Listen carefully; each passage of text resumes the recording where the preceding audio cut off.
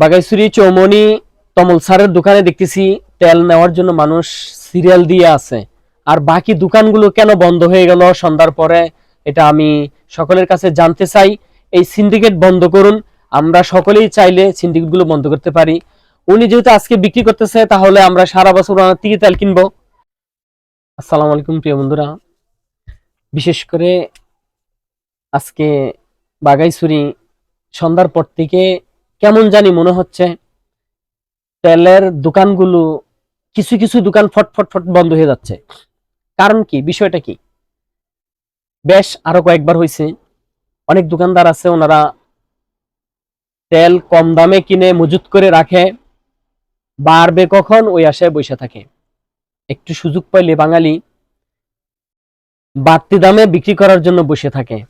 তবে আমি প্রশাসনের দৃষ্টি কামনা করি, আজকে সন্ধ্যার পর থেকে কিছু কিছু তেলের পাম্প বন্ধ দেখতেছি। এগুলো যেন সামনের দিকে তদারকি করা হয়।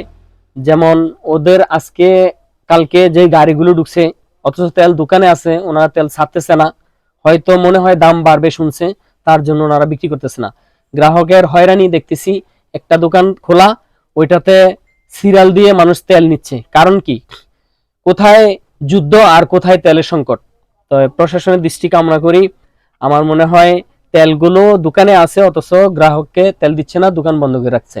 বিষয়টা প্রশাসনে যদি একটু ভালো করে দেখে তাহলে মনে হয় ভালো হবে। তেল দোকানে থাকার পরেও বিক্রি করতেছে না, গ্রাহকদেরকে হয়রানি করতেছে।